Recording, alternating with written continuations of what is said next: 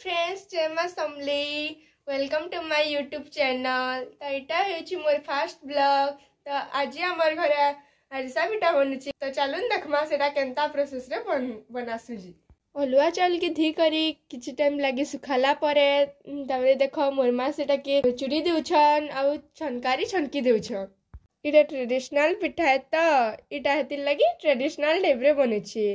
तो इटा हेला चाउल पाउडर, इटा हेला गुड़, रेस, नड़िया कुरा, चीनी आ इटा हेला लवंग इलायची संगे पिसा हेला चीनी। हेला गुड़ दी करी सेटा के टी गरम करी करी नड़िया कुरा आ रेस देलु।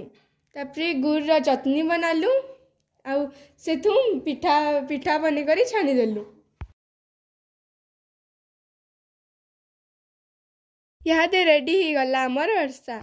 जहाँ के वर्षा के बाले भल लगसी से माने मोर वीडियो के जल्दी जल्दी लाइक करनु। Thank you for watching.